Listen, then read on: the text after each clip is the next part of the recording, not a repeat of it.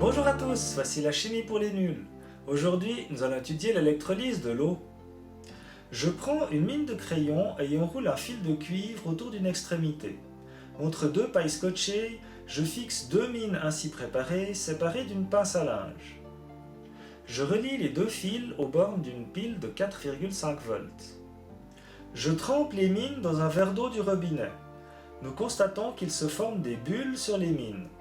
Nous constatons par ailleurs qu'il y a plus de bulles sur la mine de gauche que sur celle de droite. Il y a donc du gaz dans l'eau, mais que se passe-t-il chimiquement? La pile va fournir des électrons qui sortent par la borne négative, parcourent le fil de cuivre puis la mine de crayon. Au contact de l'eau, ces électrons vont transformer l'eau H2O en dihydrogène H2 et en ion hydroxyde OH-. Simultanément, sur l'autre mine de crayon, une autre réaction chimique a lieu. L'eau H2O se transforme en dioxygène O2, en ion hydronium H3O+, et en électrons. Les électrons vont parcourir la mine de crayon, puis le fil de cuivre, pour rendre à la pile la charge négative qu'elle a fournie à l'autre mine. Ainsi, la pile et l'eau restent neutres.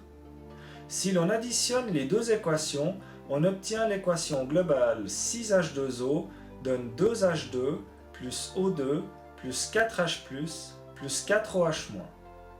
On peut simplifier cette réaction. Un H+ peut réagir avec un OH- pour former de l'eau H2O. On obtient ainsi une équation où il y a de l'eau H2O avant et après la réaction. On peut donc retirer ces 4 molécules d'eau de l'équation. On obtient finalement et tout simplement 2H2O donne 2H2 plus O2. Cela explique pourquoi il y a 2 fois plus de gaz formé à gauche qu'à droite. Nous avons ainsi décomposé l'eau en ses deux constituants élémentaires, l'hydrogène et l'oxygène. C'est tout pour aujourd'hui, alors bonne semaine à tous et